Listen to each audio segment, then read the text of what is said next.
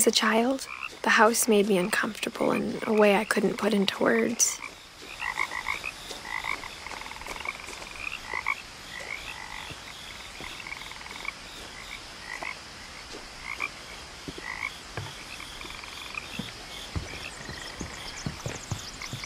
Now, as a 17-year-old, I knew exactly what those words were.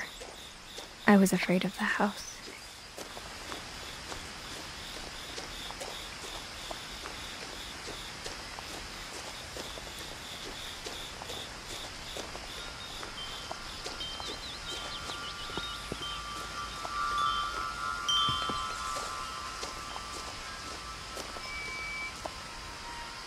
The house felt like it had always been here. Even the swing set was older than my mother.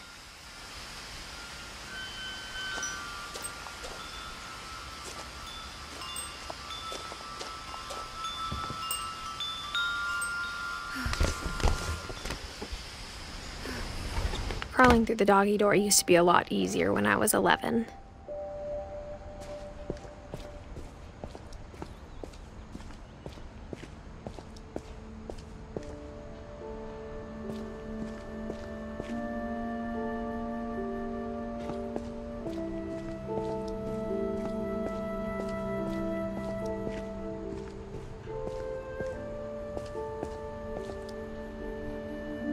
The power had been turned off the night we left.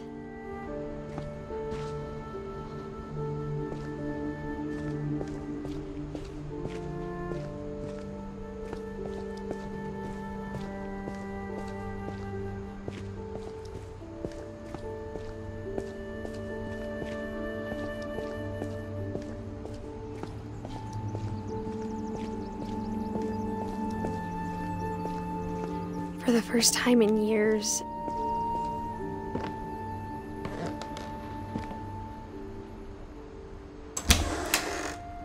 I felt like I was home. But instead of a family, there were just memories of one.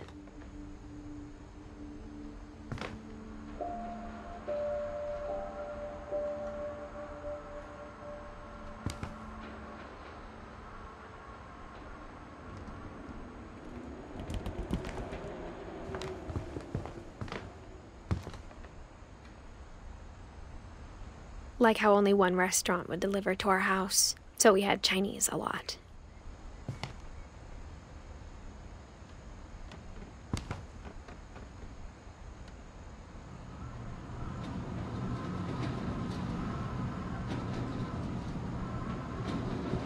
Or how after Louis started working at the cannery, we all got sick of eating salmon. Except our cat, Molly.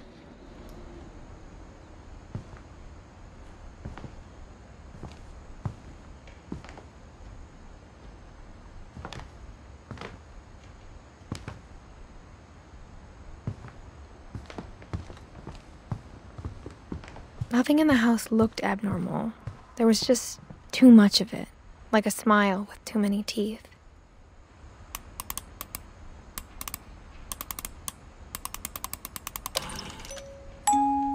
Great-Grandpa Sven built a music box for Barbara, along with the rest of the house. Mom always told me to stay out of the basement, so I wasn't too surprised when the key didn't fit.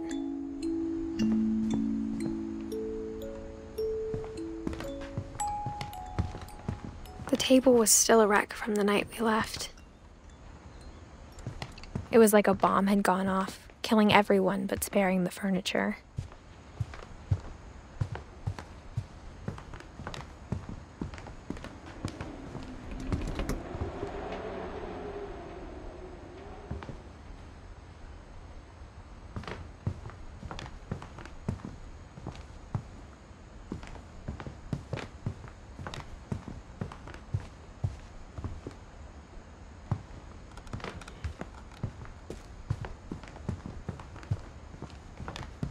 My mom was the only one of us who could imagine Great-Grandma Edie living in a nursing home.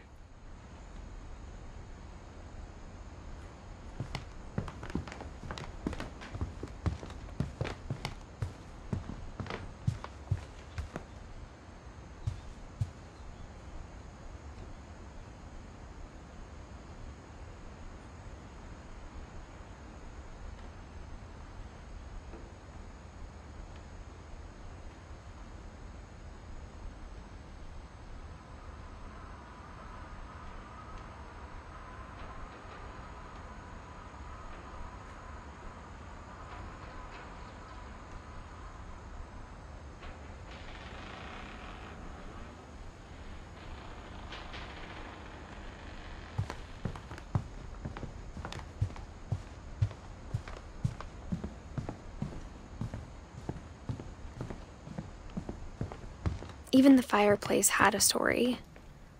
Edie told me the bricks came from the original house, after it sank.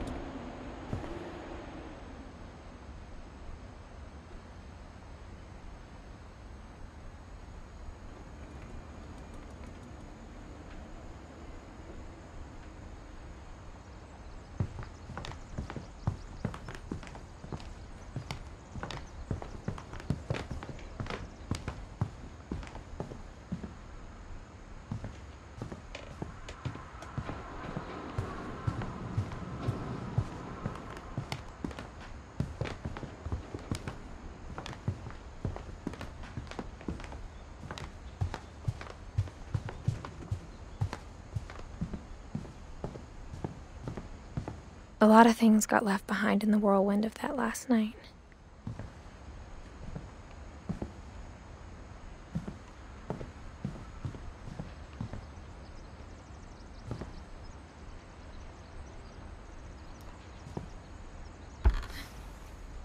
Edie told me once that every Finch who ever lived is buried somewhere in the library.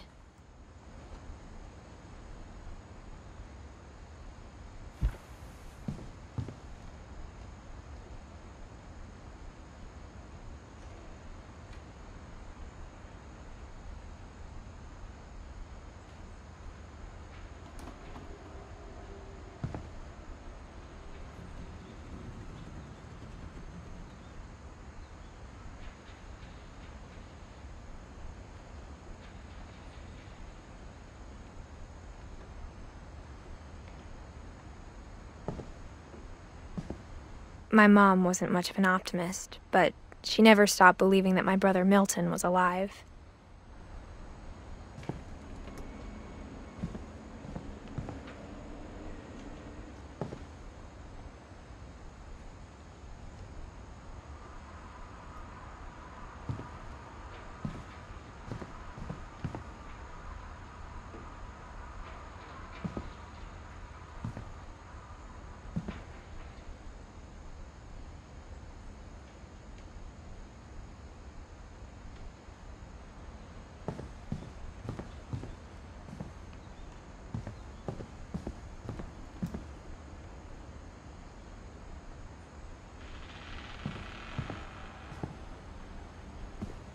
After Milton disappeared, Mom sealed up all the bedrooms.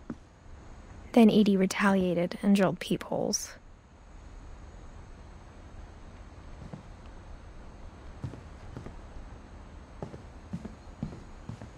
I spent a lot of time playing in Great Uncle Walter's room. I think my mom sometimes regretted not sealing it up.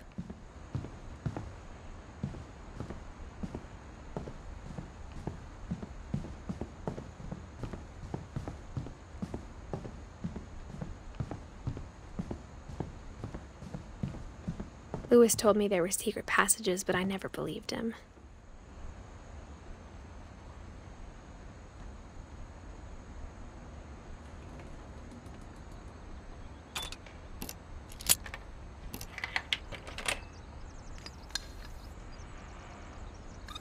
Turns out, my mom was really good at keeping secrets. Now it was time to find out what my mom had been afraid of.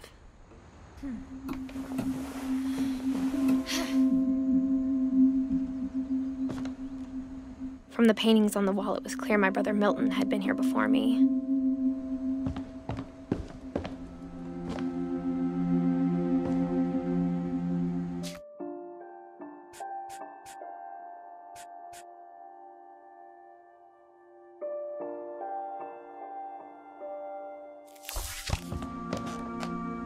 Reading this, maybe it sounds like I had a plan.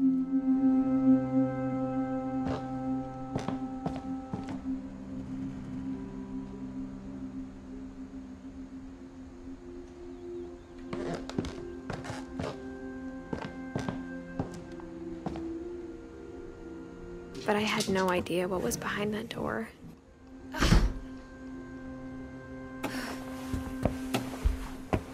just like I had no idea where all this was gonna lead. I grew up looking at Molly's room through the peephole. Molly's gerbil had a tiny bedroom with its own even tinier gerbil cage.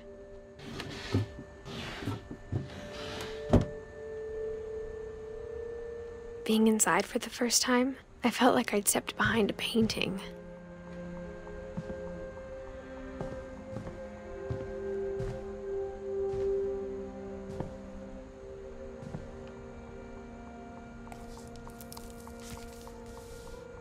December 13th, 1947. Dear Diary, I'll be gone soon, but I wanted to tell somebody about what's gonna happen. It started when Mom sent me to bed without dinner. I woke up and I was starving, so I looked around for something to eat. The gerbil food was dry, but I didn't mind it.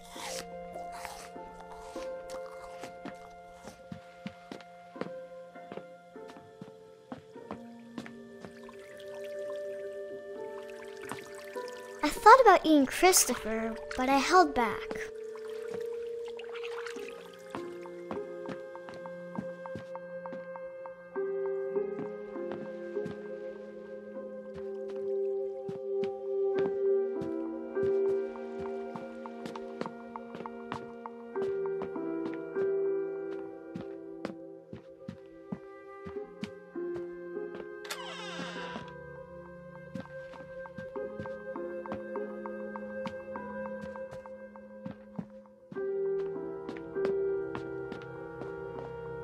I kept eating and eating.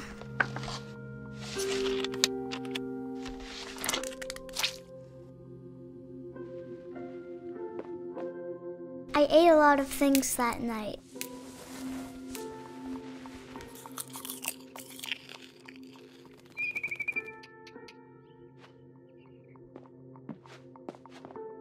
Then I heard chirping outside my window. It was a barn swallow going back to her nest. I reached out for her.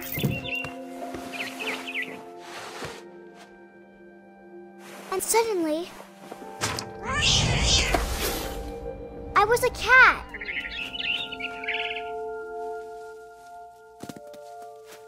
I tried to be quiet, but the bird was really scared.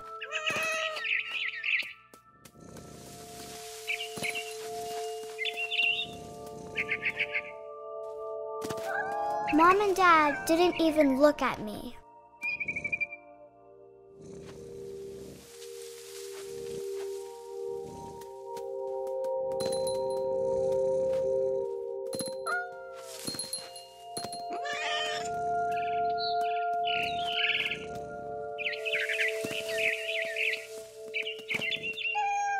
The babies were all gone.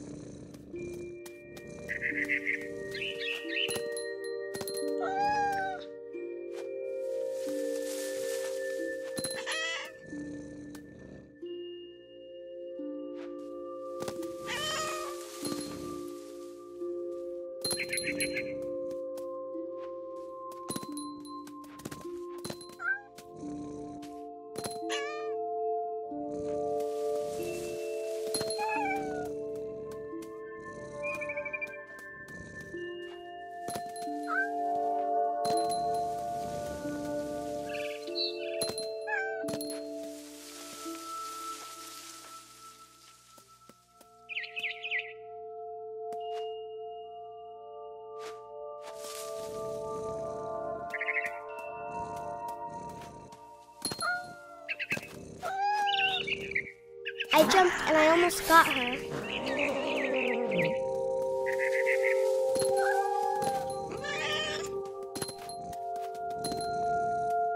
I could tell she was getting really tired.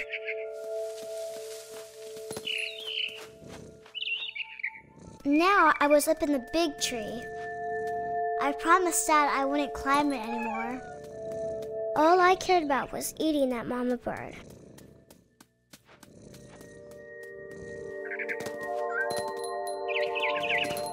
I gobbled her up and suddenly I was an owl. First, all I heard was the wind. Then I heard little teeth nibbling in the grass.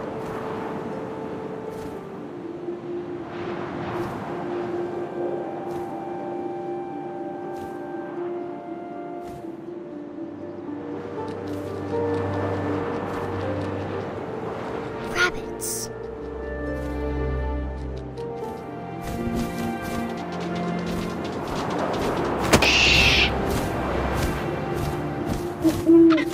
I imagined his face looking up and seeing mine through my talons. I swallowed him up, and I didn't chew one bit. Then I flew off to find something bigger.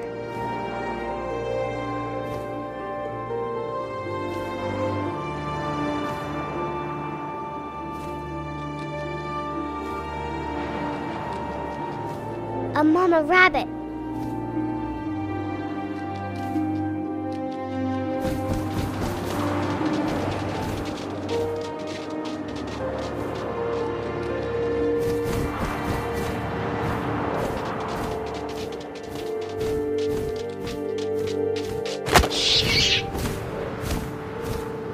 She was almost too big to carry.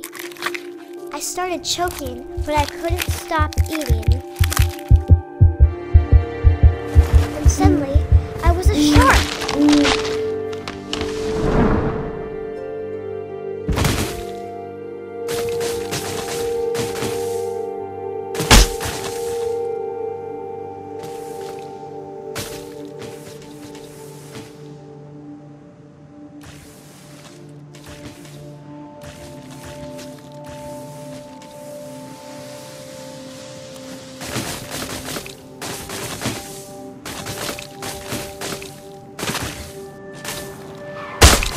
I rolled off a cliff and into the ocean. Now, I was hungrier than ever.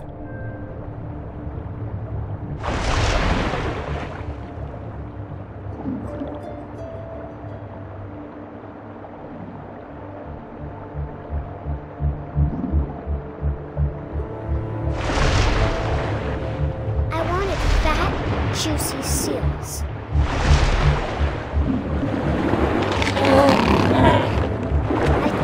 Her flipper, and it tasted really good.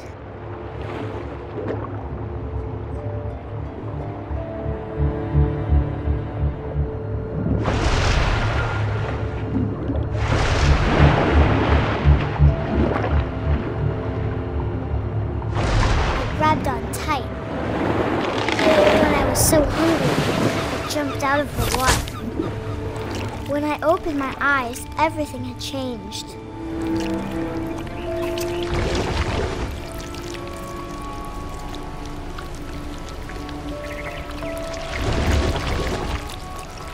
Now I was a monster, and I smelled people everywhere.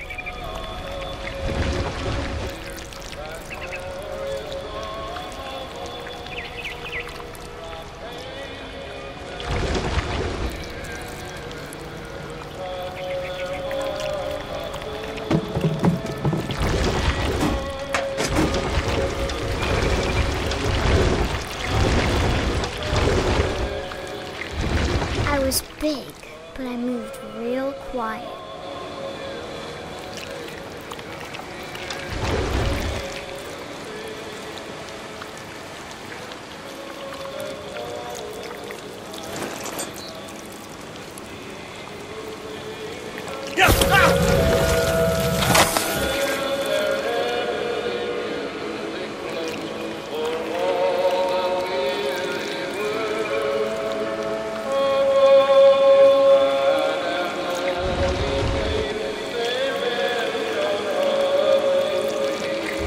I wanted to stop, but also I didn't.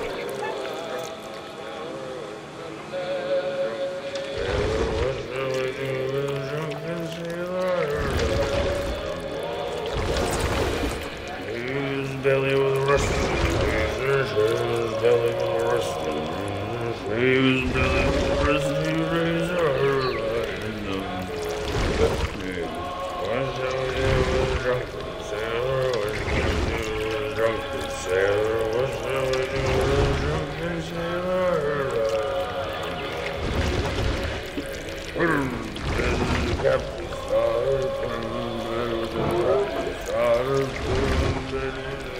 After the last passenger, I was still hungry. And to cross the water, I swam something new. Something I had to have, so I swam towards it.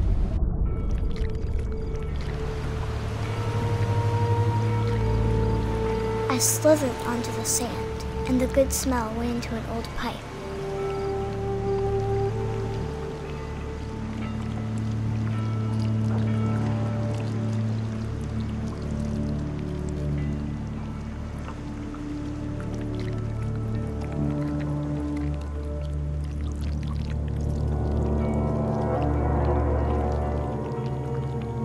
I got closer and closer.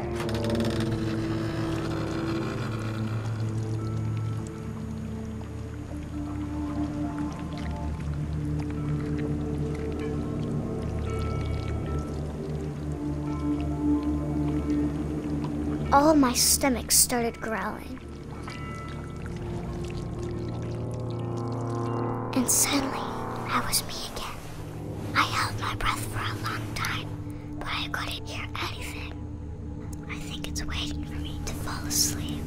But it's not going to wait much longer. It needs to feed, and we both know I will be delicious.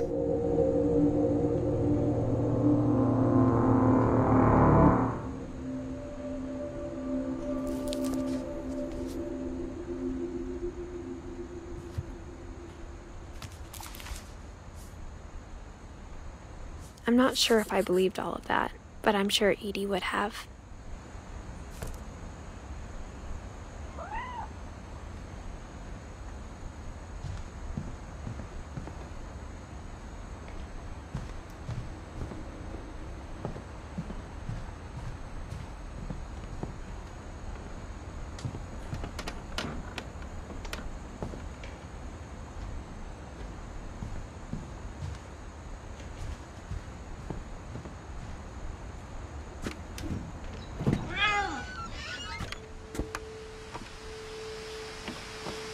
This will be obvious later, but my mom never told me any of these stories.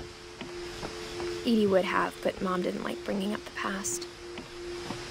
Though, when we adopted a stray kitten, she was the one who named it Molly. I spent a lot of time in Great-Grandma Edie's room. We got along, and it was a good place to hide from my mom. Her room was like a museum. For 500 years, the Finches have been famous throughout Norway for their fortune and misfortune. Odin Finch buries the latest victims of the family curse, his wife Ingeborg and their newborn son, Johan.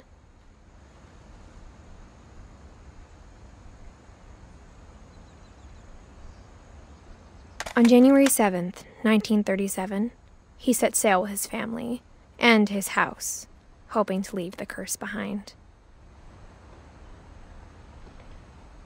But 40-foot waves off the coast of Washington send the house and Odin to the bottom of the sea.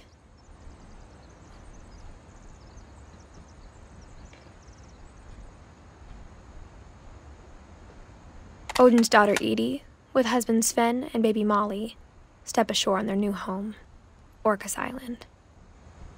Odin Finch is the first to be buried in the new family cemetery. His daughter Edie is already dreaming of a new Finch house.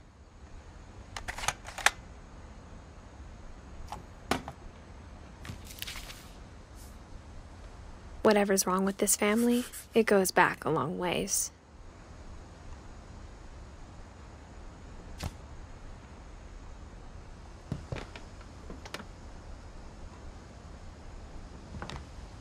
Great-Grandma had always been the family's biggest fan.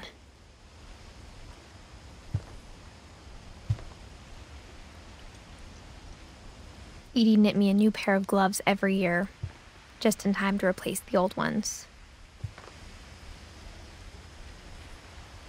Louis died a week before we left, but Edie had already started to memorialize him.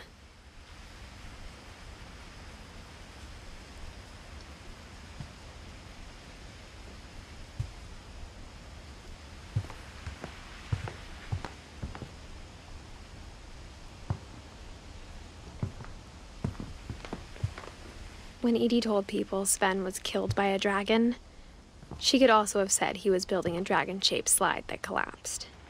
She could have, but she didn't.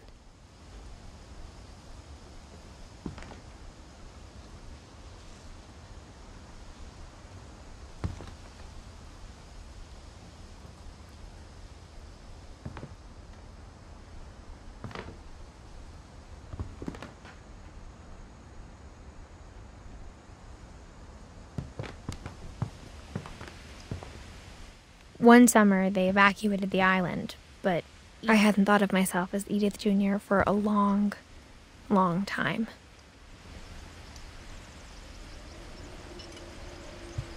Edie gave a big interview about a mole man living under the Finch house. My mom was furious.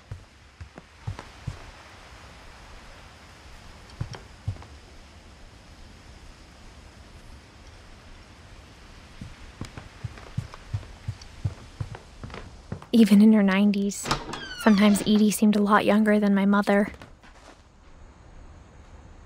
The only trace Grandpa Sam's first wife, Kay, left on the house was the pink bathroom. It was a pretty big trace.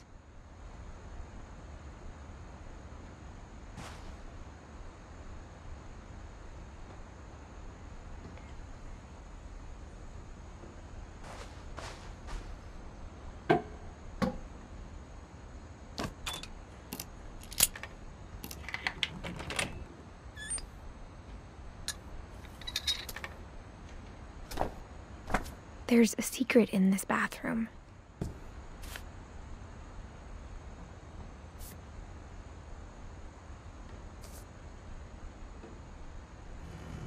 It's in the last place you would look. It isn't in the cupboard.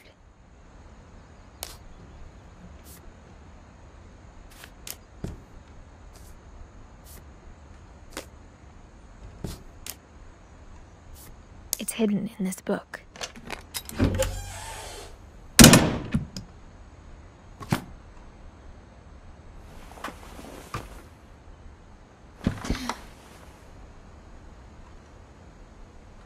Sven gave Sam an old camera he'd refurbished.